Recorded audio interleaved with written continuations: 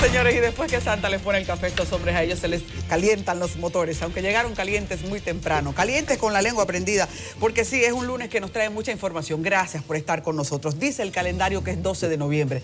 Esto va a 1000 por hora. Hola, Pablo, buen día. Muy buenos días, Adis, Nelson, buenos días, país.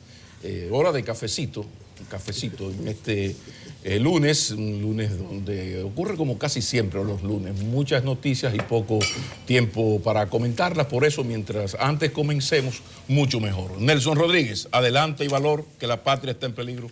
Sí, yo creo que sí, muy peligro acechan a la patria. Buenos días, saludos a los amigos televidentes de Enfoque Matinal.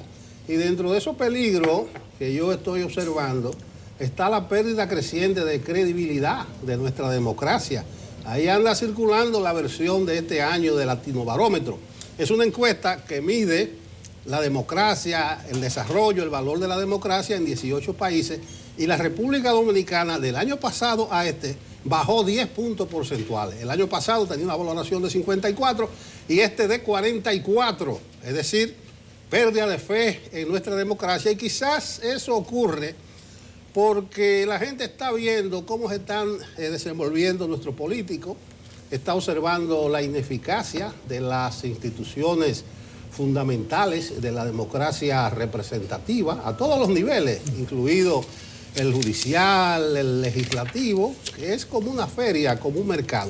Eso es peligroso que la gente pierda la fe en su democracia. Eso abona una tesis que ha venido sosteniendo aquí el señor Pablo Macchini, de que oscuros nubarrones se ciernen sobre la República precisamente por este tipo de cosas que ocurren. Miren nada más, este fue un fin de semana pura política. Estuvo el PRM, estuvo el PRD, estuvo Leonel tirado a la calle al medio, surgió la coalición democrática y se presentó la candidatura presidencial de Karim Abud Na por el Partido Verde, que como en el Camino Verde, el que da la ermita, se habló mucho de que corrieron los verdes, o sea, los dólares. No que se habló, sino que el presidente de ese partido, que se llama, vamos a ver por aquí, Antolín Polanco, dijo que Karim le ofreció 20 millones de dólares, USA dólares, para ser el candidato presidencial por ese partido, y que él lo paró en seco. No me hable de dinero, háblame de valores. Este partido no se vende. Tú serás nuestro candidato, dice Antolín, pero para hacer una política constructiva y además para que deje de estar chateando en las redes, criticando a los políticos y se deje de estar de vago y salga a la calle a buscar votos para ese partido. Fíjense nada más, por el otro lado... ¿Tú estás citando o...? No, yo estoy citando, que se deje de estar de vago y de estar atacando a los otros por las redes. Y yo me voy, busquen otra que yo... No, pero yo... A ese chiste para que dice Antolín para aligerar el ambiente es poca cosa. Yo digo que el mismo presidente del partido dijo que Karim le ofreció 20 millones de dólares para ser candidato a ese partido, pero él dijo que no. Nada, dinero nada. Tú serás nuestro candidato para buscar votos y para lograr siquiera el 1% para mantener el reconocimiento. Entonces esas son las cosas que la gente ve de la democracia. Hay otro partido, el PDI, Partido Democrático o Demócrata Institucional, que lleva a Trujillo, al nieto. Sí. Y lo lleva como si nada. ¿Por qué? Porque ese señor no puede ser candidato presidencial porque tiene doble nacionalidad y la Constitución lo prohíbe, pero él es el candidato. Por eso es que yo digo que él va a aspirar abajo, a senador o a diputado, pero ahí está ese Trujillo. Entonces ahí léanse el Latinobarómetro, que tiene muchos datos, incluyendo que la popularidad de Danilo y su gobierno está en un 53%. Yo lo considero muy alto, aunque la encuesta dice que en los últimos 3 años Danilo ha bajado 30 puntos porcentuales, de 83 a 53. Pero tener 53 después de 6 años con fuego a la lata, yo creo que es un porcentaje altísimo. Pero bien, dejemos el Latinobarómetro, dejemos a Karim Abud, un candidato que él mismo que dice que es loco. Una de sus propuestas es que él, para desarrollar Bahía de las Águilas, debe legalizarse el consumo de la marihuana en esa franja del país. Y él dice... vendrán a borbotones los turistas para desarrollar Bahía de las Águilas. Cojan por ahí y cojan nuestra democracia. Pero hablando de democracia, el PRM celebró la reunión de su dirección nacional. Se aprobó por aclamación. La asamblea duró 14 minutos contando el himno Es decir, que si le descontamos 3 o 4 del himno, duró 10, casi igual que la del PLD, no hubo votación. Hipólito, al igual que Leonel en el PLD, no quiso que le contaran los votos y apoyó las primarias cerradas, aunque está por soltarse la del loco ahí en el PRM.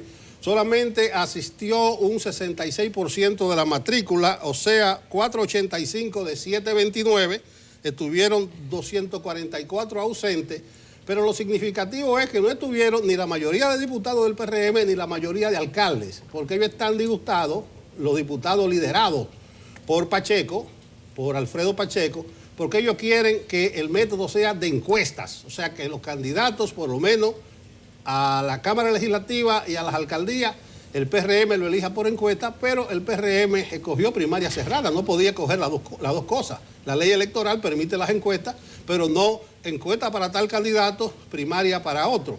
Primaria cerrada en el PRM, lo que se dice es que tampoco se usaron los aparatos de la Junta, o sea, la Junta montó unos aparatos que para contar los votos, 3 por 5, 15, 2, 17, 3, 20, pero al igual que el PLD, recogió sus aparatos. Yo creo que son costos para la Junta, hay que pagar por lo menos lo del pasaje al personal de la Junta. Aclamación en el PRM como en el PLD, primaria cerrada en el PRM, primarias abiertas en el PLD y primarias abiertas en el PRD.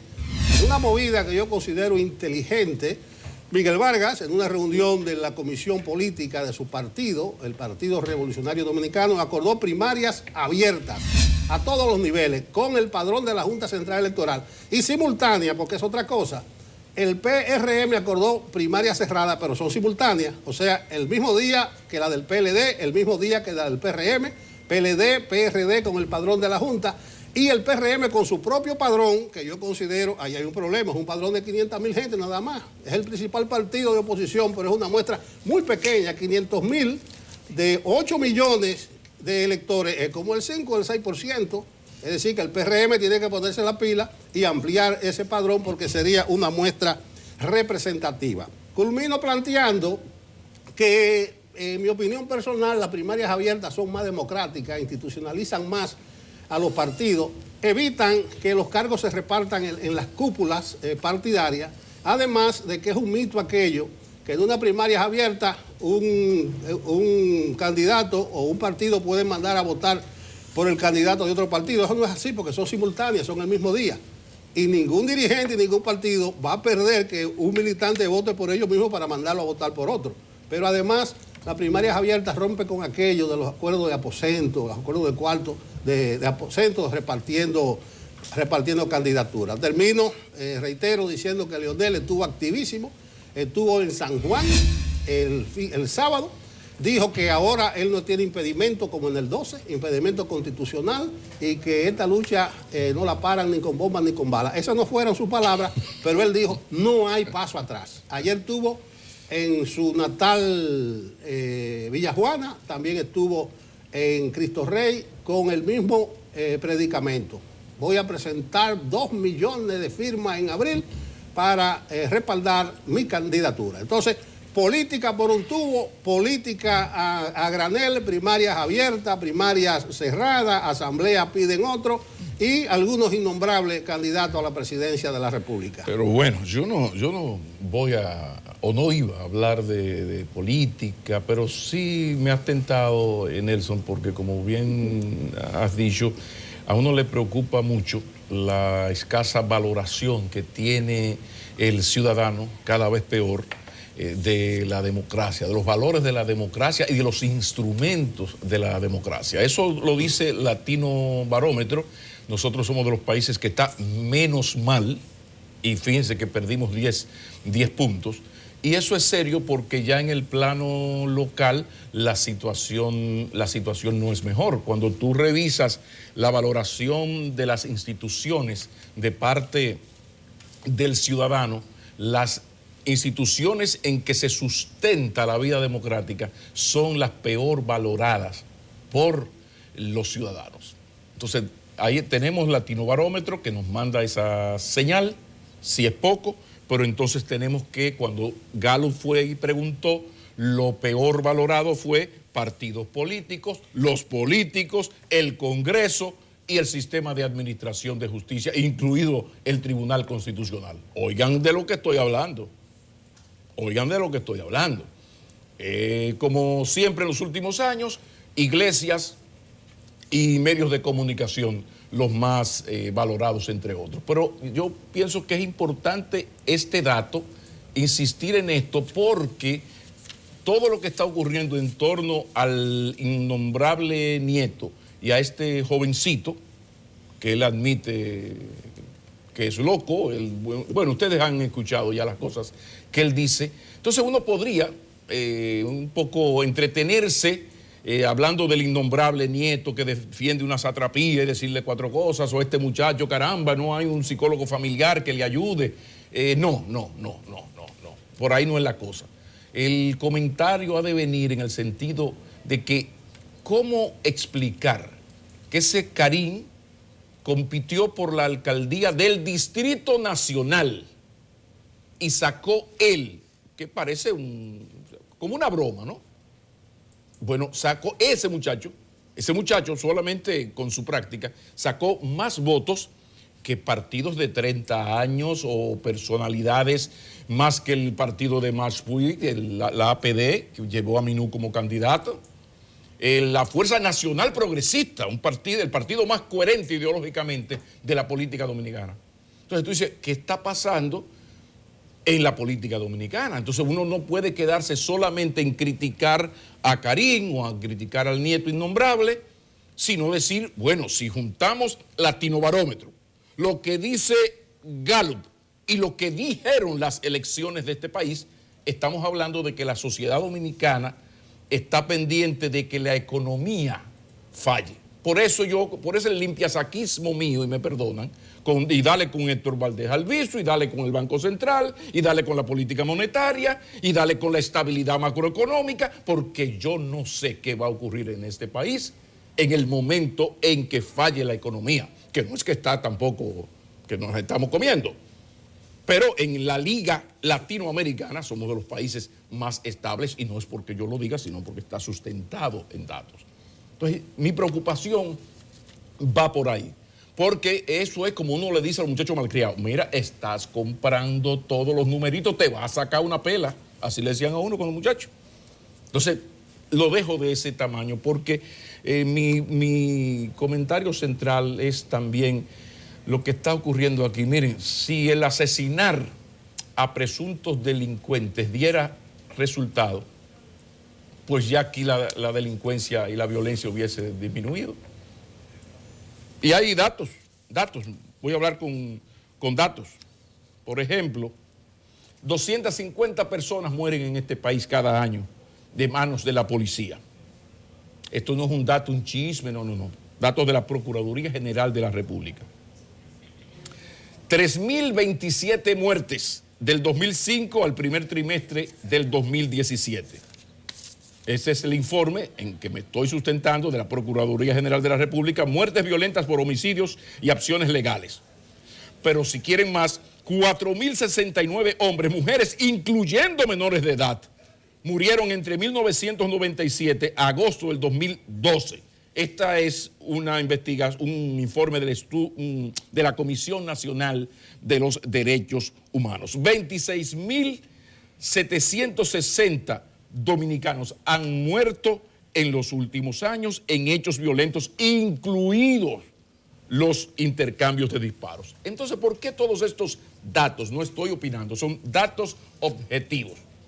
Bueno, porque obviamente lo que nadie puede decir y contradecir más bien es que el asesinar, salir a darle para abajo a los presuntos delincuentes, siempre presuntos delincuentes pobres, y no es que uno quiera que maten también a los presuntos delincuentes ricos, pero el asesinar a la gente no soluciona el problema. Claro, la indignación popular, la vulnerabilidad, la orfandad en que vive el ciudadano hace que cuando usted realiza una encuesta en un barrio, el barrio está totalmente de acuerdo, que le arranquen la cabeza. No, pero eso no da resultado. Y ahí están las redes sociales que uno siempre ha dicho que las redes sociales son como un cuchillo que sirve para pelar papas o para dar cuchilladas. En ese sentido, qué bueno que existen las redes sociales. ¿Por qué? Bueno, porque gracias a las redes sociales ha quedado en evidencia la práctica policial de darle para abajo a los presuntos delincuentes. Yo estoy hablando de Rubén Darío Hipólito Martínez, alias El Moreno 27 o Rubencito. Este señor en el residencial Carmen Renata III en Pantoja llegó la policía. Informe de la policía. ¿Cómo murió? Dice, al percatarse de la presencia policial, Hipólito emprendió a tiros en contra de los efectivos que repelieron la agresión, resultando con las heridas que posteriormente le provocaron la muerte. Ese es el informe original de la Policía Nacional. Pero qué buenas son las redes sociales. Qué bueno es este aparato, porque como le digo, sirve como el cuchillo para pelar papas o para dar cuchilladas. Entonces apareció el audio, que me gustaría que pusiéramos el video con audio, para que ustedes escuchen, por favor, esto. Aquí hay niños, ustedes están viendo que ustedes están rompiendo la puerta y aquí hay niños, y estamos grabando en vivo.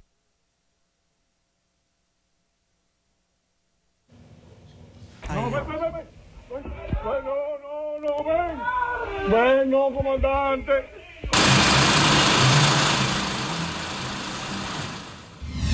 Ahí está. El señor, yo estoy aquí con dos sobrinos, el señor llora. Entonces no es así. Eso fue como ocurrió en Moca hace como 5 o 6 años, que de repente apareció una foto con el muchacho esposado, preso en la camiona, y luego dijeron que había muerto. Entonces, en este caso, lo importante de esto es la evidencia. Entonces, ante esta evidencia viene la pregunta, ¿qué va a hacer el gobierno dominicano? Fíjense, no hablo de la Policía Nacional. El gobierno dominicano, ¿qué va a hacer el gobierno dominicano? La política de lucha contra la delincuencia, porque en la medida en que la policía le demuestra al ciudadano, incluso al ciudadano delincuente, que vale poco la vida, que la vida vale poco y que yo te arranco la cabeza, en la medida en que eso se hace, el delincuente es cada vez más agresivo. Además, hay más que evidencia, sospecha legítima de que esto de darle para abajo a gente que está bajo control tiene que ver porque no es línea de la institución, cuidado. Hay miembros de la institución que crean bandas con los delincuentes, incluso le prestan las pistolas, le consiguen pistolas, estos señores asaltan y le dan una parte. Y hay que recordar lo que pasó con este joven Percival, la banda Percival. El señor está en una cabaña perfectamente ubicado. No, pero hubo que entrar y matarlo. Pero ¿por qué matarlo si lo tiene perfectamente ubicado? Vamos a rodearlo porque ahí hay información importante.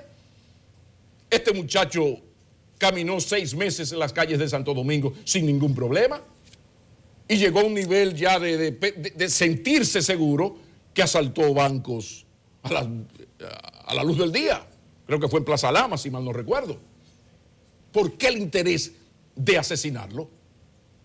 Bueno, ahí entramos ya, ahí sí estamos en la conjetura. Se dice que hay asaltantes, hay delincuentes, presuntos delincuentes, que no se puede dejar vivir, porque lo primero que van a decir es la famosa frase que dicen los políticos corruptos: yo no caigo solo. Que es lo que explica en parte ese otro tema, pero eso es lo que explica en parte la bendita corrupción y la impunidad en el país. La expresión maldita, yo no caigo solo. Entonces, como hay unas redes, y yo robé, pero con parte del dinero que robé sirvió para hacerte a ti senador, cállate la boca. Entonces, a donde uno quiere llegar es qué vamos a hacer con este país donde Karim Abud es una opción electoral, donde el nietísimo, si no tuviera el impedimento, si el nietísimo tuviera el problema de que hay que renunciar a la nacionalidad, a la segunda nacionalidad, en este caso a la norteamericana, para poder ser candidato presidencial, podría ser un Bolsonaro. Entonces, cuando usted junta todo esto que yo he presentado hoy y le pone el cherry, el caramelito encima de el momento en que la economía baje, y esta economía está desde el 2005 Aguantó Lehman Brothers, explotó la burbuja española, crisis financiera, la crisis de los subprime en la economía norteamericana, y la economía, por lo menos a nivel macroeconómico, se ha mantenido. Entonces, una vez más, vuelvo a insistir, y si faltaba poco, Adis Nelson, ahora resulta que un señor que se llama Roberto Rosario, miembro del Comité Central, asegura que el equipo de Danilo Medina ya tiene los legisladores que necesitan para la modificación constitucional. Lo dejo de ese tamaño, pero ojalá que cada uno de nosotros, y sobre todo los poderes fácticos del país, piensen un poco en hacia dónde vamos, porque Bolsonaro amenaza. Bolsonaro amenaza. Ay, Dios mío. Señores, temprano hemos estado hablando de lo que puede significar para un país el que se pierda la credibilidad en las herramientas, en los instrumentos que conforman una democracia. Y uno de ellos, que todavía no hemos tocado, es el de la justicia. Yo quiero abordarlo justamente porque hay un gran tsunami hoy en Dajabón. Y ese tsunami no necesariamente comenzó hoy, está batiéndose desde el jueves, viernes, pero probablemente hoy entonces haga su peor reacción. Y estamos hablando de una cantidad de gente que está saliendo a las calles a reclamar por la libertad de un fiscal que se encuentra en prisión alegadamente por haber violado sexualmente a varios niños. Yo quiero hacer un público ajuste, porque no sé de dónde salió el tema de que supuestamente habría abusado de 15 niños. Salí a buscar el expediente, que es, pienso, la manera más responsable de hacer la información. Y resulta que la acusación del Ministerio Público se refiere solo a un niño, pero un caso ya es suficiente para la detención y para ese sometimiento. ¿Qué es lo que a mí me llama la atención? Pienso que la gente está tratando de incidir de una manera errática en la justicia. Hay que dejar que la justicia haga su trabajo. Ayer hubo que contener cientos de personas en Loma de Cabrera porque ellos querían de manera amotinada reaccionar para esa libertad. Señores, la justicia no puede obrar así, menos en un momento en que estamos pidiendo que todos los casos de abuso sexual, y más si se trata de niños, sean tomadas con tanta seriedad por el sistema, sean tomados por tanta seriedad con el sistema, que a ninguno nos quepa duda que no hay impunidad, porque es un renglón muy sensible el abuso sexual a los niños. Entonces, yo pienso que hay muchos grupos apostando a la anarquía judicial. No es posible que una investigación iniciada pretenda ser interrumpida por el grupo cual que sea, porque la gente consideró que ese tipo no está. Pero ¿y la justicia entonces? ¿Cuál es su rol? ¿Cuál se supone que es el trabajo de cada uno en una democracia? El de la justicia es que se le permita operar, y si ese hombre no tuvo que ver con ese asunto, él va para su casa. Pero él es un actor de la justicia. Y como actor de la justicia, hasta ahora tiene que saber cuál es el procedimiento. Entonces, miren, a razón de lo que dice este expediente, él alegadamente habría, y cuando digo él me refiero al magistrado porque no es un secreto, no lo voy a revelar yo, están batiendo hasta su foto en las redes desde todo el fin de semana, quien fuese el magistrado Jacobo Morel Sánchez, un hombre de un gran nivel de influencia en Dajabón, porque inclusive sustituyó en momentos de vacaciones a la fiscal titular. A él le conocen como Nino, es un hombre que reside en Santiago, en Loma de Cabrera específicamente.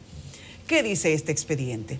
Que alegadamente habría conocido a un niño menor de edad, a quien invitaba a cervezas, a quien seducía, y que la abuela de este niño encontró mensajes de WhatsApp que le obligaron a comenzar a hurgar hasta que ella se encontró con más información muy comprometedora. El niño dice que a él se lo presentó otro niño, o sea, otro niño que ya tenía un vínculo de seducción con este hombre, alegadamente se lo presentó. Y de ahí entonces comienza a inducirse que hay más niños involucrados. Hay que dejar que la justicia haga su trabajo. Pero hoy están todos listos a marchar de negro y hacer una manifestación frente al Palacio de Justicia de Montecristi, en donde ya hace varios días está este magistrado fiscal Jacobo Morel Sánchez, a quien conocen como Nino. La medida de coerción está para las 2 de la tarde. Yo repito, hemos visto muchas metidas de pata de la justicia, pero es la que tenemos. Hay que dejarla trabajar forzando que lo haga de la manera más íntegra posible. Pero no podemos ser instrumentos de obstrucción de la justicia. Menos porque esa es la misma sociedad que después quiere tomar gatillo contra los que son impunes. Entonces, si el sistema se la pone cómoda a cualquier acusado, está gestionando la impunidad. Las personas que tratan de obstruir una investigación están gestionando la impunidad. Entonces yo creo que la gente tiene que apreciar y dividir su intención, su favoritismo hacia alguien. Si hasta ahora usted recibió un servicio de ese fiscal que le hizo pensar que es un gran profesional, eso no puede dividir el hecho de que hay una investigación en su contra y que esa misma investigación es la que tiene que darle curso a lo que pasa en continuidad. Quería hablar de esto porque es un escándalo. Nosotros hemos tenido muchos fenómenos sexuales en los últimos días y el país se siente todavía en un momento de mucha vulnerabilidad con el tema. O sea que tratarlo así es muy irresponsable. Fíjense ustedes, en lo segundo que quiero presentar es porque cuando se pierden los valores en una sociedad, se va cayendo todo a la misma vez. Eso es como un juego de dominó que arrastra una cosa con la otra. Entonces, cuando se debilita la democracia, cuando se debilitan las instituciones, al mismo tiempo usted va viendo cómo los valores de la gente se degradan. Y la gente ya comienza a sentir que todo es todo y nada es nada. Y de repente usted ve un camión que tuvo un accidente y la gente, en vez de ayudar para que no se maten dos, comienza a recoger cervezas. Y como pasó en La Vega entonces, cuando hubo un incendio hace solo unas horas en el taller de banistería y tienda Rosagni Muebles, dame las imágenes porque recuerden que esto podría verse en una autopista y tal vez usted dice, contrale, qué mal, pero no me asombra y nadie se conoce.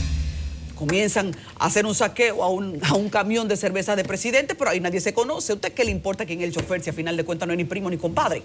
Podría decir alguno.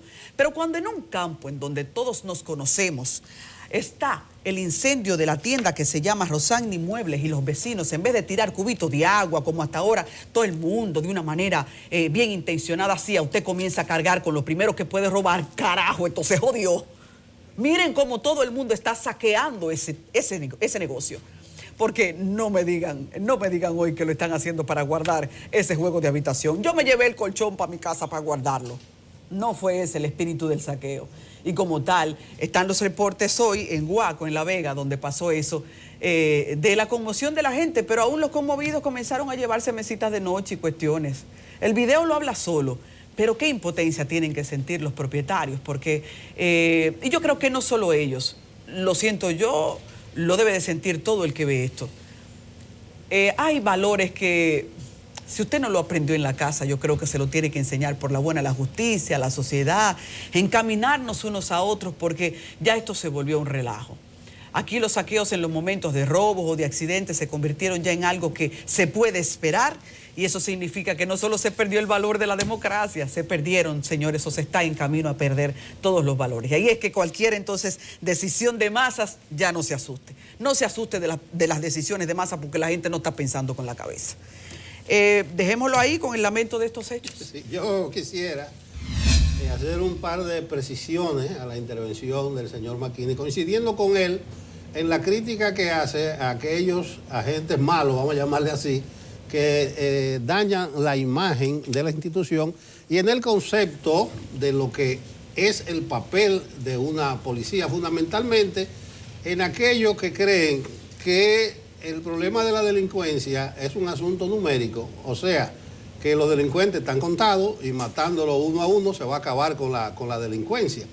Eso no es así. Y yo creo que lo que ocurrió ahí en Pantoja desdice mucho o daña el esfuerzo que viene haciendo la policía, que tiene ya un estatuto orgánico, que ya no se llama jefe sino director, que tiene policía con los sueldos muy mejorados, tanto nominal como por servicio, que tiene varios programas que la acercan a la comunidad para hacer una policía más transparente, pero cuando ocurren este tipo de cosas se daña todo. Y no es que estemos defendiendo el comportamiento de la policía, pero hay una precisión que también es peligrosa. Cuidado si en este hecho de Pantoja hubo retaliación, porque a ese señor Hipólite que ultimaron, en mayo pasado había baleado al relacionador público de la Armada, o sea, lo que se llamaba antes la Marina de Guerra, y ese baleamiento ocurrió frente a un hijo suyo. Entonces, fíjese la coincidencia que ahora lo ultimaron frente a niños y él atracó a alguien frente a un niño y lo baleó, y hasta el niño salió lesionado. Entonces, cuidado, que eso lo hace más peligroso si hubo retaliación en este caso. Parece que el sujeto ultimado no era un santo. Dice un hermano suyo, oigancito, no era un santo, pero no merecía ser ejecutado frente a los niños. Entonces, ese comportamiento daña a la policía.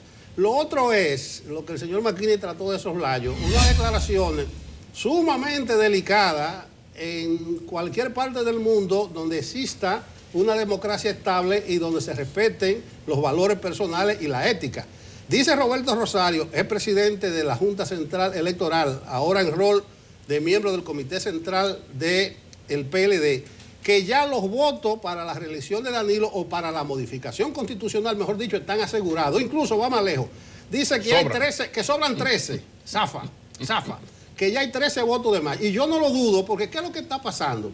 En esta etapa hay mucha incertidumbre entre algunos legisladores, principalmente diputados, que saben que no van a repetir ya en el 2020 y que van para la calle. Entonces, se prestan a todo este tipo de cosas. Pero es significativo que Roberto Rosario diga, y la vida como Rodriguito siga su agitado curso, que ha habido grasa. Todo el mundo sabe, cuando hablan de grasa, eso fue lo que él dijo, no que lo insinuó, lo dijo. Se incentivó, se le elevó el espíritu a algunos legisladores para que voten por la modificación constitucional. Modificación constitucional que sigue a 1000. Yo coincidí en una actividad en el fin de semana con el senador por Elías Piña, Adriano Sánchez Roa, y nos pusimos a hablar de esto, de reelección. Y él me decía, mira Nelson, o sea, podemos tutearlo porque son amigos de viejos, desde los años 70, cuando él era dirigente de LAMPA, de los profesionales agrícolas, tenemos una amistad cercana. Me dijo, la modificación, la Constitución hay que modificarla porque tiene muchas incongruencias, y me citó una, y tiene la razón. Pero me remitió, cuando tú vas a un dentista, al odontólogo, a arreglarte algo, y tú dices, doctor, aproveche y quíteme una cariecita que yo tengo ahí. Dice Sánchez Roa que los artículos 201 y 209 de la Constitución plantean que las autoridades electas son por 4 años. O sea, los que fueron electos, presidente, vicepresidente, senadores, diputados, alcaldes y regidores, lo eligieron por 4 años hasta el 16 de agosto del 2020. Y así mismo lo plantea el artículo 209. Dice, cito, terminarán uniformemente el 16 de agosto de cada 4 años. O sea, el 16 de agosto. Pero ¿qué dice el artículo 274 de la Constitución? Cito, las autoridades municipales electas el tercer domingo de febrero de cada 4 años tomarán posesión el 24 de abril del mismo año. O sea que las que sean electas el tercer domingo de febrero del 20 van a asumir en el 24 de abril, pero dicen los artículos 2.1 y 2.9 que es el 16 de agosto. Entonces ahí hay una incongruencia. Yo sé que amigos como Abel Martínez, como David Collado, como todos los alcaldes y regidores, habrá que hacerle trampa porque ellos no le van a regalar 3 meses y medio.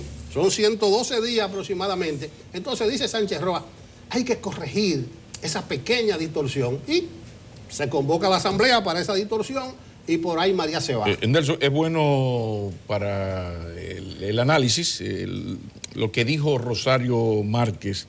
Dice que se le han hecho 3 propuestas, 3 tipos de propuestas a los legisladores. La primera es reelección por reelección, ya esa la conocemos. La segunda es la que está planteando, la unificación de las elecciones municipales de febrero del 2020 con las congresuales y presidenciales. Es decir, que usted entregaría el 16 de agosto. Entonces ahí hay un espacio interesante. Y también las presidenciales y la modificación del artículo 124 de la Constitución para eliminar el nunca jamás. Ahí están a partir de estos 3, según Roberto Rosario Márquez, estas son las propuestas. Vamos a ver, mientras tanto, lo que queda en evidencia es que el PLD tiene unas ganas de morirse, que Dios se la bendiga. Precisamente por eso es tan bueno que hoy vamos a tener a Manuel Jiménez, exdiputado, y al José Rijo, exdiputado también, que ellos son voceros de la Coalición por la Regeneración Nacional y un nuevo modelo de desarrollo económico social. Esto es una especie de desprendimiento, ellos nos explicarán de lo que es la Marcha Verde. Tú sabes que aquí hemos conversado en las entrevistas, hemos hablado mucho de ¿le conviene o no le conviene a la Marcha Verde convertirse en un partido? Bueno, ellos tomaron como Marcha Verde la decisión de no convertirse en un partido. Ahora hubo un desprendimiento porque creo que todos los dirigentes de esta coalición son parte de la Marcha Verde. Entonces, qué bueno que hoy vamos a tener a Manuel Jiménez y a José Rijo para que nos expliquen en detalles las propuestas y los fundamentos de esta coalición por la regeneración nacional. Vámonos a la pausa.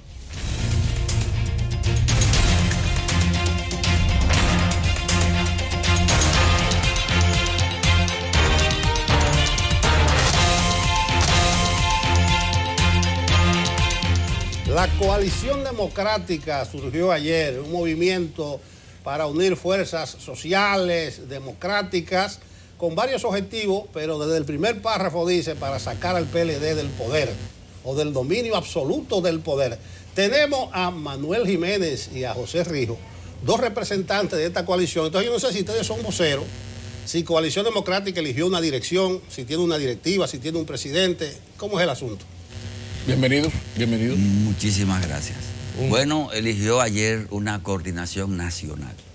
Esa coordinación nacional se le autorizó elegir entre ellos una especie de comisión ejecutiva que le permita la operatividad y, ¿verdad?, los trabajos ligeros que deben hacerse en el día a día en cualquier institución. Pero quizás sería bueno comenzando un poco presentando en sociedad a esta coalición por regeneración nacional y un nuevo modelo de desarrollo económico y social. Los postulados fundamentales y hablemos de alianzas. ¿Sí hay la posibilidad de una alianza con los partidos tradicionales o ustedes van a sumar las fuerzas emergentes minoritarias? Hablemos de la coordinadora. Bienvenido. Muy buena, Pablo, Nelson, un gran placer siempre.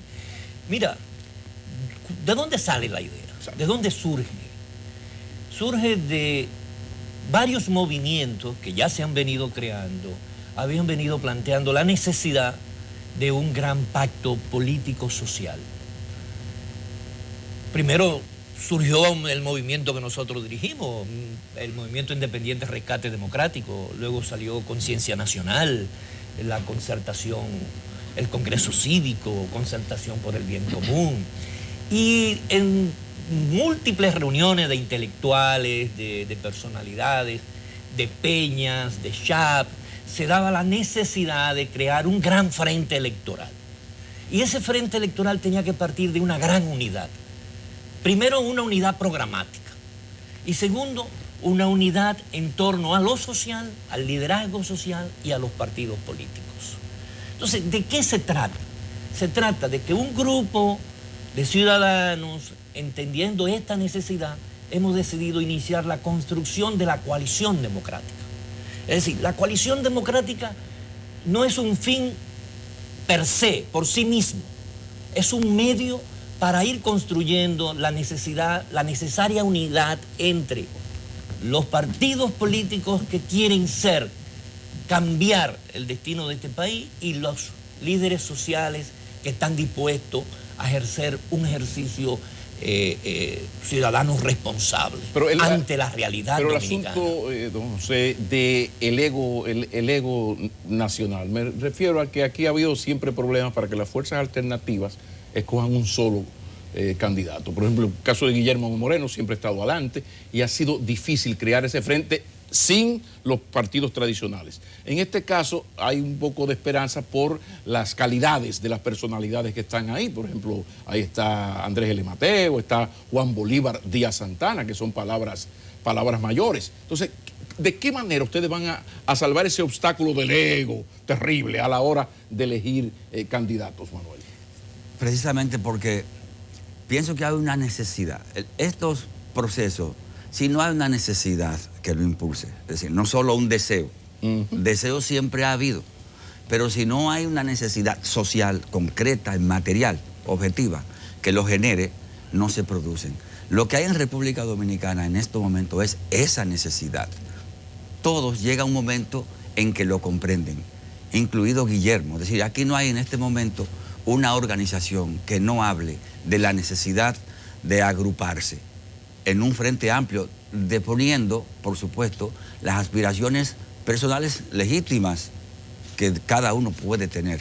Entonces, poner lo general, poner el país por encima de ¿Pero la puerta está abierta a todo el que quiera entrar o hay algún requerimiento? No, todo el que se parece a los planteamientos que están expuestos ahí. Por eso lo de una unidad programática, con una visión general. No es un programa de gobierno lo que se ha presentado, son los lineamientos generales sobre los cuales se puede orquestar una unidad bien amplia y tolerante. Es decir, que muchas personas, no necesariamente con el mismo pensamiento político, puedan coincidir en que República Dominicana tiene una oportunidad para cambiar en la Sí, en el como próximo movimiento proceso. nuevo surgen muchas inquietudes. Enterado de su presencia en Enfoque Matinal, estuve revisando la ley de partido. Entonces ustedes no tienen tiempo de constituirse en partido, ni en movimiento, ni en agrupación. Digo que no tienen tiempo porque la ley dice que es en febrero Sí. del año próximo, o sea, un año antes de las próximas elecciones ordinarias.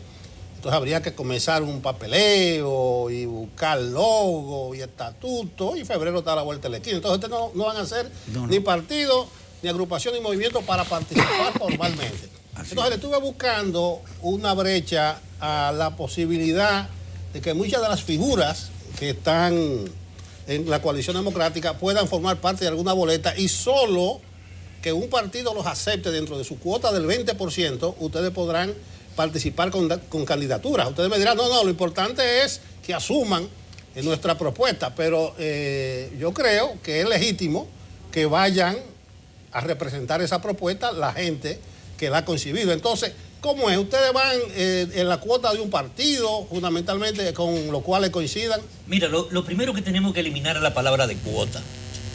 Nosotros no estamos en este movimiento para buscar cuotas congresionales, municipales, electorales, ni para formar una agrupación política, para ser reconocida por la Junta, ni constituirnos en otro grupo más, sino en un criterio fundamentado a que el país no resiste continuar el modelo que tiene, ni institucional ni económico. No hay posibilidad de que este país no continúe en la barbarie, como vimos en algo que ustedes presentaban, de que se quema La tienda una del pueblo. tienda y es saqueada, de que se daña un camión cargado de cerveza y todo el mundo va a buscar su caja. Esa barbarie tiene que detenerse, porque aquí no hay respeto a la institucionalidad, aquí no hay respeto a la ley. Aquí la separación de poderes es un eufemismo, eso es un formalismo. Como no tenemos un contrapeso en esta sociedad, no hay posibilidad de combatir la corrupción, la impunidad, de cambiar el modelo económico, de mantener un sistema en que solo es atrapado por un grupo político. Entonces, el criterio nuestro es de trascendencia, es más trascendente ni siquiera al 2020, porque a partir de ahí tenemos también que ejercer una fiscalización, un control, una veeduría, a que lo que estamos proponiendo, a lo que se comprometan los partidos políticos y el liderazgo social, se cumpla a partir del año 2020 para iniciar una verdadera institucionalización del país. Es decir, nuestros valores son trascendentes, no nos quedamos en la coyuntura, por eso aspiramos que la gente disponga sus intereses personales, particulares, esos egos que habla Pablo siempre, que nos dividen, que nos limitan, para la construcción de mucha gente. Ahora, si hay liderazgos locales, si hay liderazgos sociales, nosotros lo vamos a empujar. Nosotros vamos a tratar de que los partidos entiendan que no solamente dentro de sus filas están los mejores hombres y mujeres, que hay necesidad de que lleven liderazgo, pero no es un asunto particular de buscar cuotas, sino de reconocer la realidad electoral de cada municipio. Pero yo hablaba de esto de los egos porque hace quizás 3 procesos electorales que yo hablaba, ¿y por qué no un gran frente que lleve a Guillermo Moreno como senador del distrito, a un Eduardo Estrella como senador de Santiago? El presidencial se elige por encuesta, o sea, sacrificar esos egos y ir hacia adelante. Luego vi un escrito de Juan Bolívar Díaz donde planteaba la necesidad de apostar no solo a lo presidencial, sino fundamentalmente a lo municipal y a lo provincial, porque hay una necesidad, es lo que ustedes plantean, de por lo menos que el PLD no controle todas las instancias del poder como ocurre ahora. Ahora, la reflexión viene que a veces los buenos deseos van por un lado y la popularidad y las intenciones de voto van por otro. Yo ponía el ejemplo del muchacho Karim, que de repente va a un proceso electoral solo como candidato de un distrito nacional y saca más votos que partidos de 25, 30 años, del partido más coherente de la derechona nacional, que es la Fuerza Nacional Progresista. O sea, entonces tú dices, bueno, yo le tengo que preguntar a los amigos de la coalición qué van a hacer, porque no es golpe de Estado. Ustedes son gente democrática, todo lo que yo vi ahí son gente muy decente. Entonces hay que ganar voto a voto. ¿Cuál es la estrategia? ¿De qué manera lograr ganar un proceso electoral cuando el electorado incluso prefiere a Karim por encima de Minú o de Pelegrín Castillo? Nosotros entendemos que se necesita un ejercicio de concientización. Y los partidos creo que tienen que abocarse a eso. Es decir, el pueblo dominicano, como tú lo estás expresando, no está enfocado en sus necesidades, no está pensando políticamente, sino que cualquier persona, a lo mejor sin ningún plan que pueda ser creíble, consigue una determinada aceptación. Bueno, pues eso significa que hay una necesidad de un ejercicio de población para asegurarse que el votante, que los electores tengan conciencia de la realidad nacional y puedan dirigir su voto con conciencia. Eso es un trabajo fuerte. Nosotros lo hemos planteado con un nombre. Se necesita un descenso general y análogo.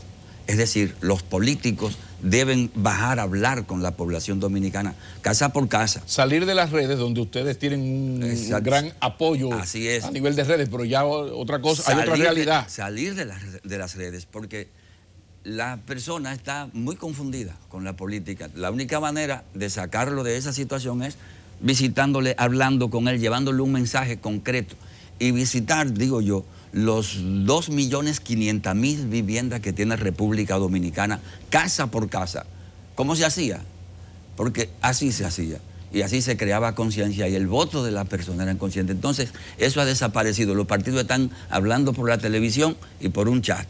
No, con la persona hay que hablar y escuchar de sus propias necesidades y su propia visión de lo que está pasando. Y el político ir con un mensaje como alimento. Eso se va a necesitar. Manuel Rejo, en la introducción del programa me tocó a mí analizar los acontecimientos políticos del fin de semana, que fueron varios. Y cuando refería a Coalición Democrática, dije, bueno, si tenemos dos invitados, vamos a esperar que ellos sean que expliquen, porque además son de reciente formación. Aunque el señor a mi derecha ya adelantó como que es un desprendimiento de Marcha Verde. No sé si esa fue su palabra, pero él dice que hay conspicua figura de Marcha Verde en este movimiento. Yo no creo que haya un miembro de la coalición que no haya apoyado Marcha Verde. Pero corríjanme, por favor. ¿A dónde voy yo? Y precisamente de Marcha Verde, a ver si es verdad que ustedes le están cantando el requiem. Dice en la declaración que ustedes hicieron de principio, el cambio democrático solo será posible con la confluencia y articulación de amplios sectores sociales y políticos, como los que se han expresado en el movimiento Marcha Verde contra la corrupción y la impunidad. O sea, confluencia y articulación, como quiere decir que Marcha Verde debe participar en esta confluencia. Eso es así. ¿Ustedes creen que Marcha Verde debe ser arrastrada a Coalición Democrática? Yo creo que el discurso de Coalición Democrática y el de Marcha Verde en este momento son muy parecidos y coinciden mucho en lo fundamental.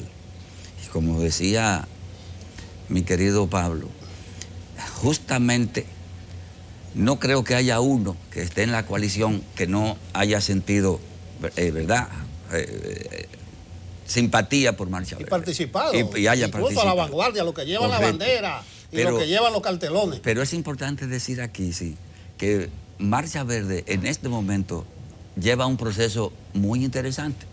Ese proceso es de recolección de firma del compromiso verde, que coincide, digamos que en el 80% con lo que ha planteado la Coalición Democrática. Eso significa que Marcha Verde y la Coalición Democrática puede ser inevitable que en este camino se junten, se reúnan y propongan unidos una propuesta para el país. De manera informal, de manera muy informal, diríamos que una especie del brazo político partidario de una Marcha Verde que en su reunión decidió no convertirse en partido político. Entonces, no vamos a ser un partido político, somos un grupo cívico de presión Ahora, si hay miembros de este grupo que quieren crear una coalición, mucho mejor porque la pinza se va ampliando, pero va avanzando la entrevista y no hemos hablado de los postulados fundamentales. Yo sé que la cosa, que el PLD saca el PLD del PLD, no. Vamos a hablar de los postulados fundamentales, lo que ustedes plantean, esos requisitos unificadores. Pero míralo, pero tengo que decir algo. Por favor.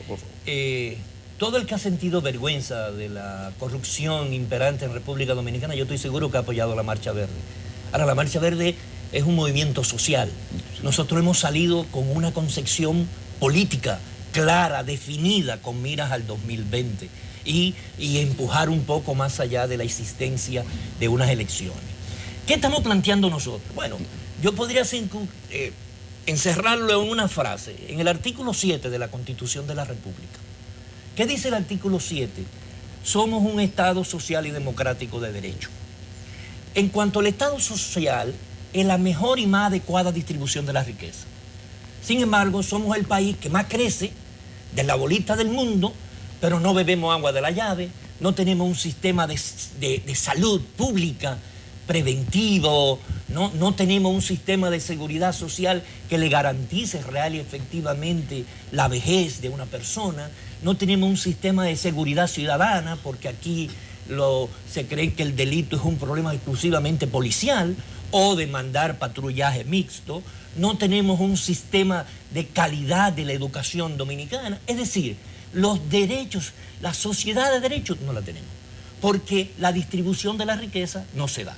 El instrumento para distribuir la riqueza es el modelo económico por un lado y por otro lado el presupuesto general del Estado.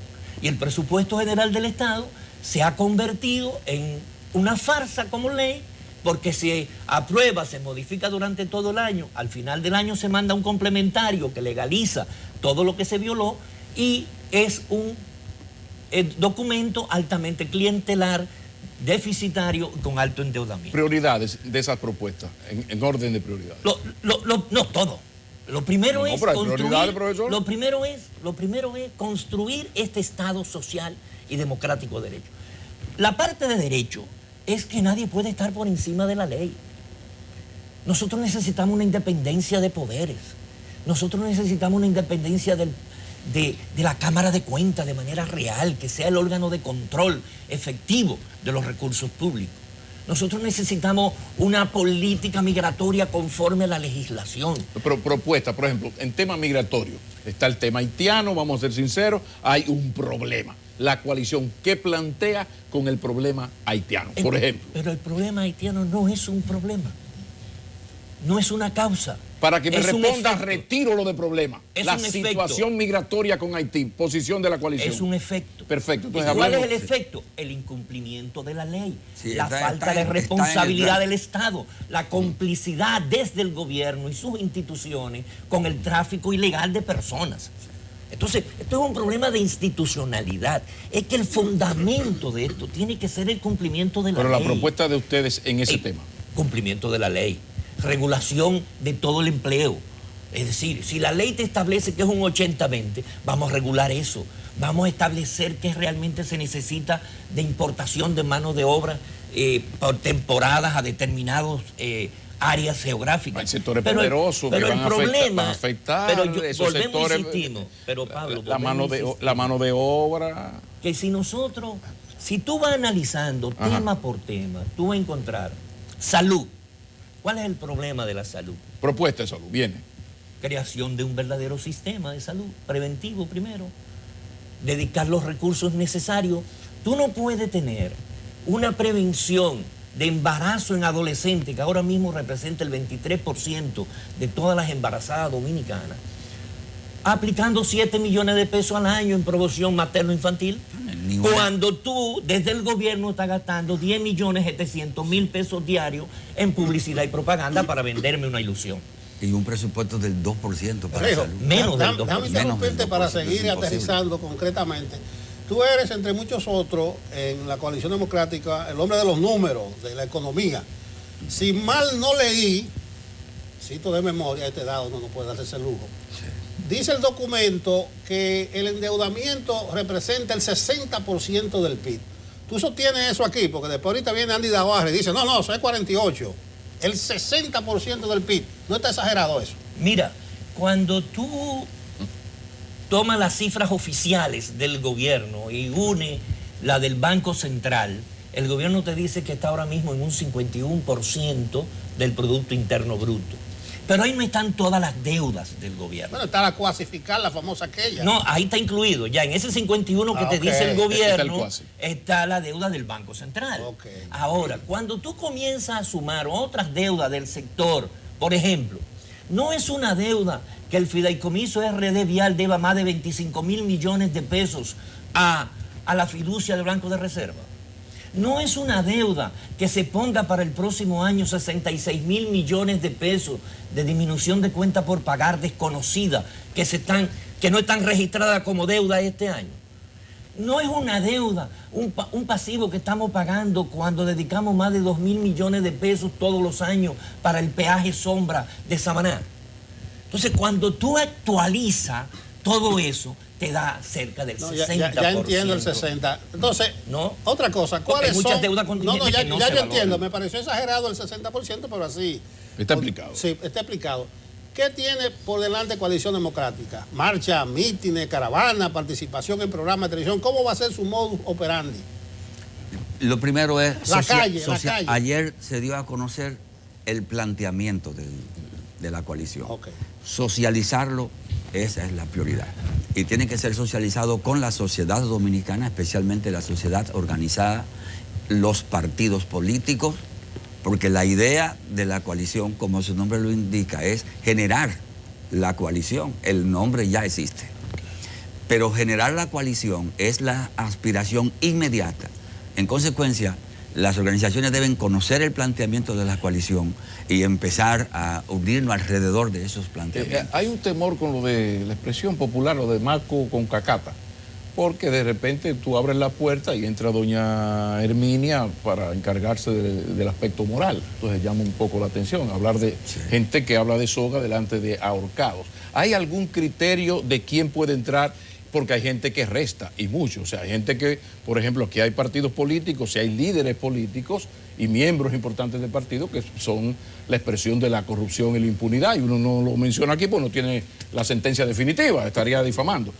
¿De qué manera se va a cuidar la coalición donde uno ve gente tan honorable como ustedes, como les dije, menciono siempre a Juan Bolívar? O sea, hay gente ahí que uno quiere y respeta mucho. Sí. Ahora, cuando a la hora de barrer para adentro, en política, sí, dice, que hay que barrer para adentro. Sí, pero hay gente que también...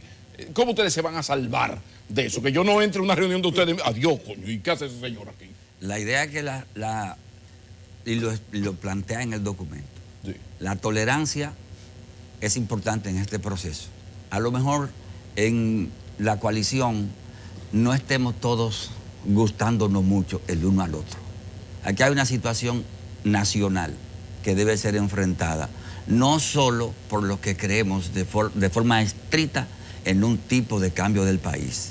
Por eso, tolerarnos, ser amplio, no cero puritarismo. Ayer se usó esa misma expresión en los discursos, es decir, que nosotros somos los buenos y lo que sabemos lo que hay que hacer. No. República Dominicana es una acuarela en términos de la visión política.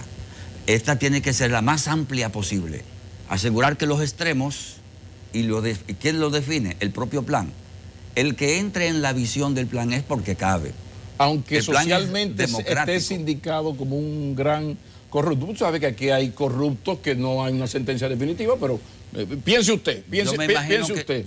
O sea, ¿habrá algún tipo de freno para poner el tema de la corrupción? Puede ser que una persona que esté sindicada públicamente, la coalición le diga, usted no cabe, usted está en medio de un proceso que según la Constitución tiene que ser investigado por el simple rumor. Sí, hay una cosa que me gusta de la coalición, es que tiene como un camino definido. O sea, mi experiencia particular, no solo como comunicador, sino como conocedor del movimiento político, es que tiene que ver objetivos claros. Y ustedes lo han dicho, elecciones, nos vamos a ofertar como opción para participar en las elecciones. Entonces eso es bueno, porque ustedes están expresando una realidad. Por ejemplo, ya Marcha Verde tiene que definirse. Entonces, ¿por dónde que va? Y ahí hay gente en la coalición que yo lo veo positivo, que planteaba que en estos días y que una constituyente, otro, muchísimos caminos. Ahora usted planteando participar con estos objetivos en el certamen electoral. Yo veo la dificultad que dije al principio de que no pueden participar. Entonces creo que eso es vital. ¿Ustedes tienen alguna consigna? Bueno, el camino está, elecciones. ¿Alguna consigna que pueda sintetizar este movimiento? Mira, la consigna es coalición, unidad. Hablamos de regeneración nacional por un nuevo modelo de desarrollo económico y social, pero de lo que se trata aquí es de lograr la necesaria unidad para un pacto con los partidos políticos impulsado desde lo social. Pero es que se puede quedar en los partidos. Cuando yo hablo de consigna, por ejemplo, Abinader se casó, o los asesores dijeron cambio. Ahí está él como en 78, cambio. Hay que sintonizar con las expectativas de la gente. Coalición no le dice nada a la gente. Pero eso se dirá. Lo que queremos significar es que nuestro propósito no es ser una opción electoral, no ser una opción, ser una opción que impulse la necesaria unidad frente al control absoluto de un solo grupo político partidario de las estructuras de este país. Por eso ustedes no van a constituirse como partido, los locales, o sea... Es más, hasta cierto punto queremos ser intermediarios, propulsores, para romper esos bajadores de egos, ego. Y para hacer ver que muchos liderazgos importantes, el Congreso lo ha perdido, o los ayuntamientos lo han perdido, por este deseo de ir solo, de presentarse. Gente que ha tenido mucho... Tú hablabas de Andrés L. Mateo, ¿no? Una figura, él fue candidato. Bueno, Andrés Mateo planteaba constituyente hace unos ratos. Pero lo que quiero decir es que el Congreso se perdió una figura como Andrés L. Mateo. Entonces, si hay esa voluntad de unirnos, de hacer un frente con propósitos claros, porque tú no quítate tú para ponerme yo. Además, hay una cuestión. Si tú recoges lo que ha dicho Guillermo Moreno, que lo mencionaron, Luis Abinader y el liderazgo, todos han planteado en este país la necesidad de un gran acuerdo político electoral. Ahora nosotros decimos, no es solo político electoral, es político social con mira a una transformación institucional del país. El eslogan, lo que nos signifique, eso lo va a dar la realidad. Ahora mismo hay una realidad. La gente quiere vivir decentemente. Y aquí no se puede vivir decentemente. Ya no hay manera de tú disfrutar tranquilamente en un parque sentado, no irte al Parque Colón y ver las palomas. Ya no hay posibilidad si tú no, porque tú te sientes inseguro. Entonces, devolvámosles a la sociedad ese deseo de que hay esperanza, de que hay optimismo, entendiendo que no podemos discriminar. Nosotros planteamos la lucha absoluta contra toda discriminación, porque este nivel de descalificación, de querer sin analizar lo trascendente, lo profundo en el pensamiento de todos los que nos hemos reunido y que estamos dispuestos a sacrificar para empujar este diálogo, para empujar esta unidad, para empujar esta coalición democrática. Fíjense, entendamos que somos seres humanos, que muchos luchamos por la libertad y por la democracia. Ya sesentones, retirados, que empujamos a unos jóvenes para que asuman sus retos, porque lo que está pasando, miren señores, entre el 2023 y el 2025, nosotros vamos a tener que pagar entre 5.000 millones de dólares y no sabemos dónde se va a producir. Y a lo mejor uno no está vivo para eso. Finalmente, finalizando, el proceso de selección del candidato presidencial, porque entre las figuras activas lleva gran ventaja Luis Abinader, por ejemplo.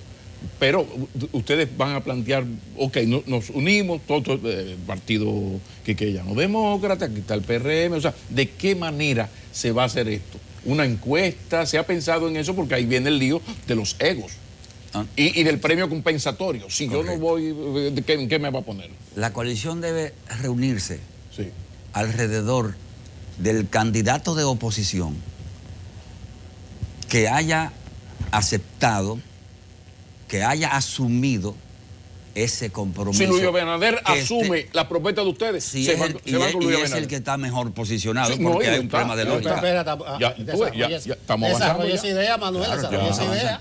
Porque alguna gente dice que ustedes son un sector No. externo, no del PRM, sino de Abinader. Desarrolla esa idea. Nosotros somos un sector externo de la sociedad dominicana Pero para sigue producir con una gran Abinader. alianza. La lógica, porque la política tiene lógica. Sí. Esta coalición tiene que reunirse alrededor de la mejor opción que encuentre, porque eso es la lógica. O se va a reunir alrededor del candidato que esté peor posicionado en la situación electoral, por supuesto que no. Ahora ahí tiene que haber suficiente tolerancia y participación. Ese candidato tiene que elegirlo su fuerza, pero esa fuerza tiene que estar de acuerdo con los postulados programáticos que ayer puso en escena la coalición. Buena suerte porque la lucha es titánica. Es muy dura. Esto es un asunto grave, pero muchísimas gracias a José Rijo, Manuel Jiménez. Gracias a ustedes. De eso se trata y buena suerte, muy Muchas buena gracias. suerte. Y de más está decirle que este programa está a su entera disposición cada vez que lo necesiten, pues Gracias, de saludos. eso se trata. gracias. Equilibrio y pluralidad. Vamos a la pausa.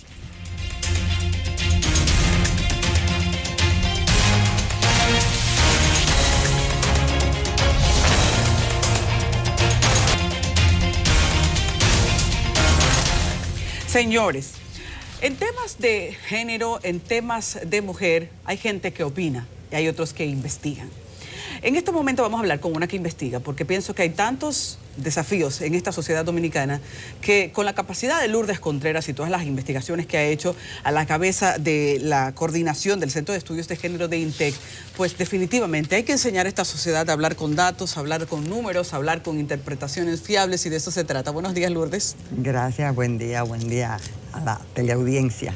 Estar contigo tempranito tiene que servir para refrescar la agenda y plantearla no desde el punto de vista del pesimismo en base a los levantamientos que se van haciendo, sino de la orientación y la objetividad de cómo crecer en las desigualdades sociales que en el día a día nos dan muchos problemas. Fíjense ustedes, al convocar a Lourdes, el primer tema que queremos plantear es el de por qué tenemos una agenda que no da resultados a nivel de los feminicidios. A diario en República Dominicana vemos un maltrato que tiene que ver con el seno familiar y muchas instituciones actuando, muchos recursos disgregados y un gobierno que dice que está dando el todo por el todo, pero todo eso parece no dar los efectos aún por la falta de un gran proyecto de ley. Así que de ahí vamos justamente a tomar el punto de partida, Lourdes, porque sé que has estado involucrada en un proyecto de ley que en el Congreso tiene que ser tomado en serio para que comience un debate que al fin dé un marco legal a este país. ¿Cuáles son las diferencias que este proyecto marcaría en la lucha de la violencia de género? Sí, bueno, lo primero, y gracias, Adis, lo más importante es decir que en este momento la 2497, que es la ley que desde el año 97 tipificó, caracterizó y le puso sanción a la violencia contra las mujeres por primera vez en la historia dominicana, y ya, tantos años después, es insuficiente. Sigue siendo necesario que todo el tipo de violencia contra las mujeres esté en el Código Penal. Y por eso nuestra lucha de que haya un nuevo código que no solamente ponga las 3 causales, que es parte de nuestra lucha, pero que además en el tema específico de la violencia, pues defina lo que es el feminicidio, que está dentro del texto, y otras caracterizaciones que precisan. Ahora, Código Penal no basta para atender la problemática en términos normativos, para atender la problemática de la violencia contra las mujeres. Y de ahí que qué bueno que traes a colación lo de este proyecto, porque la idea es que haya un mandato de carácter legislativo que paute todo lo que tienen que hacer las diferentes instancias involucradas en lograr que la integralidad en el sistema de atención sea efectivo. Es decir, hablamos de prevención, por ejemplo, que es lo más importante, la entrada para que no estemos después diciendo cuántas muertas fueron o cuántos casos se fueron sometidos a la justicia. La prevención. La acción preventiva tiene una base muy importante en el sistema educativo. Entonces, el proyecto de ley que está sometido en el Congreso es de atención integral. Le ordena al Ministerio de Educación lo que tiene que hacer.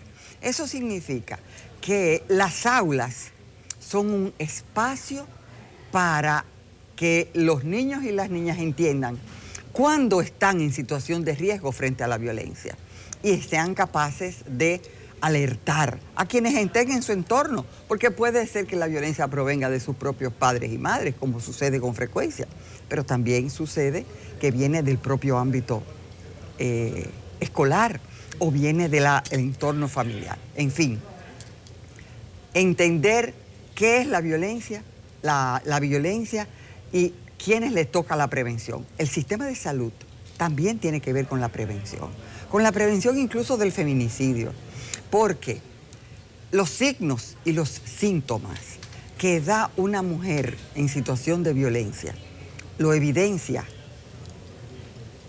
su cuerpo, lo evidencia lo que se manifiesta y cómo ella va a donde un profesional de la salud quejándose de hipertensión arterial o de cualquier manifestación de su cuerpo, de patologías en su cuerpo, y el médico, el profesional o la profesional que no entiende que hay derivadas en la psiquis y en el cuerpo que son el resultado de violencia, si no lo detecta a tiempo, pues esa mujer está en situaciones de riesgo. Permiso, te estoy Lourdes, poniendo dos elementos específicos que le dan mandato al sistema para atender violencia. Cuando escucho esto, fuera de la entonces, justicia. me siento más alarmada aún porque deberíamos estar debatiendo esto hace rato.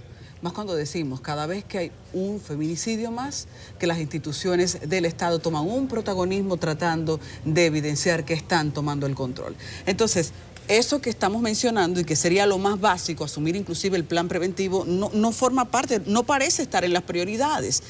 ¿Hace qué tiempo ya se entregó ese instrumento a la Cámara de Diputados? Bueno, lo que pasa es que esta es la tercera o la cuarta versión de ese proyecto de ley. Tenemos, 10 años debatiendo esto, debatiéndolo como un documento fundamental que le da no solo el mandato a estos actores, sino también el presupuesto para que no puedan excusarse en la ausencia de presupuesto para actuar.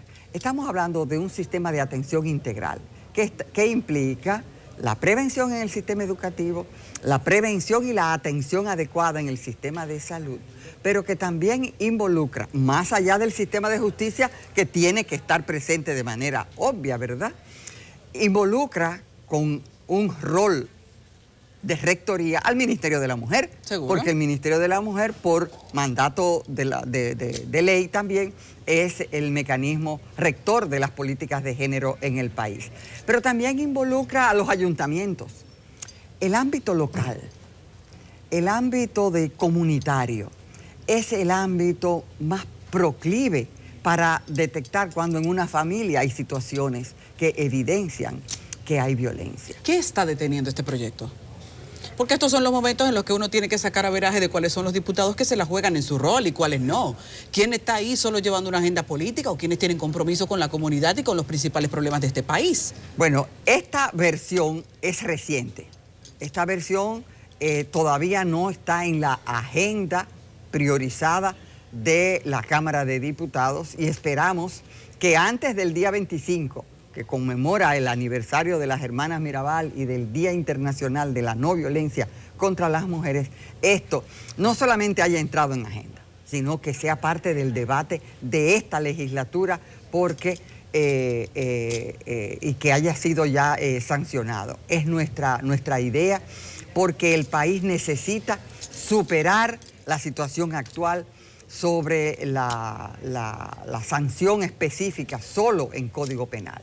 Por eso, para el movimiento de mujeres, para el movimiento feminista en la República Dominicana, a propósito de este 25 de noviembre, estamos haciendo una movilización importante. Estamos llamando a la sociedad dominicana a que acompañe a las mujeres en el reclamo, no solo de esta ley para la atención integral, sino también la propia modificación del Código Penal en lo relacionado a estas ganancias que han estado ya planteadas y que tienen en las 3 causales para la atención al aborto, pues las 3 llamados particulares. Eso es lo que ha tenido paralizado el Código Penal desde hace bastante tiempo. ¿Están de acuerdo, Lourdes, ustedes con que se plantee el tema de las 3 causales según un proyecto de ley distinto para que avance el Código Penal? No. Una ley especial es iniciar desde 25 años atrás, porque desde esa época, desde que se mandó, desde un decreto del Poder Ejecutivo en el año 96, un mandato para reformar el Código Penal, esa propuesta está en agenda y eso no ha pasado.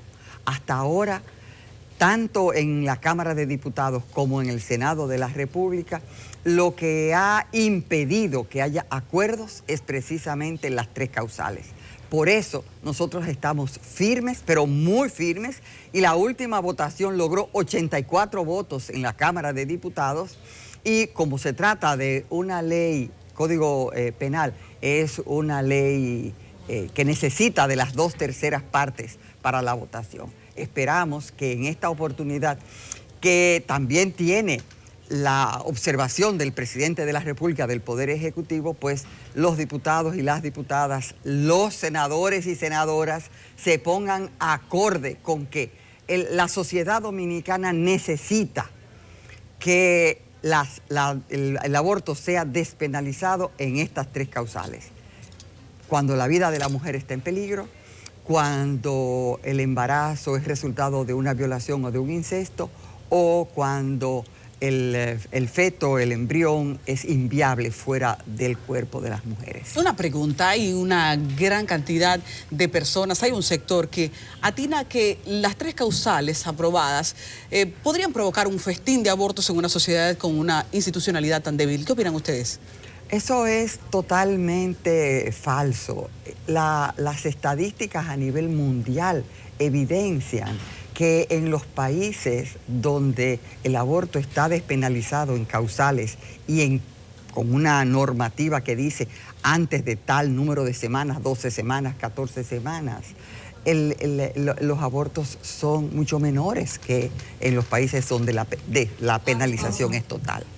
Bien, bueno, pues ante todo este panorama que compromete mucho los temas de género en República Dominicana, yo pienso que hay que ratificar la convocatoria del movimiento que ustedes tienen para este mes. Recuerden que noviembre es un mes importante para la lucha en contra de la violencia de género, y a propósito de eso ya hay sobre la mesa un calendario. Así es, para el domingo 25 de noviembre estamos con una convocatoria que sale de las organizaciones de mujeres, de las organizaciones feministas, de un conjunto de instancias que apoyan las demandas de las mujeres, y estamos saliendo de la puerta sur de la Universidad Autónoma de Santo Domingo, ahí en la calle Correa y Cidrón, hacia el Congreso Nacional, con la demanda de despenalización por las 3 causales, ley integral para la atención de la violencia contra las mujeres, y un tema que no lo hemos podido tocar, pero que por lo menos lo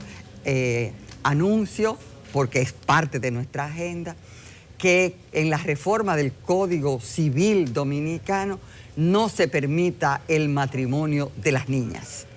El matrimonio infantil, el matrimonio, las uniones, que se formalicen las uniones de niñas menores de 18 años, no debe ser parte de nuestras normas. Ahí está la convocatoria, Lourdes. Muchísimas gracias por estar con nosotros. Una pena que no pudiésemos profundizar más porque ella ha estado muy involucrada con las investigaciones en los últimos años, y esto es caldo de cultivo para todos los problemas que día a día vemos. Así que ir a la fuente siempre es sano. Vamos a continuar con el contenido de Enfoque Matinal. Gracias, Lourdes, repito. 25 de noviembre. Ya saben. Jóvenes, se acabó el tiempo del acomodo, muy variado esto, un contenido diverso. Esperamos que haya sido del agrado de los amigos televidentes. No queda más tiempo que el necesario para decirles gracias. Gracias. Así es, y mañana el compromiso de nuevo. Bendiciones de Papá Dios. Amén. Hasta mañana.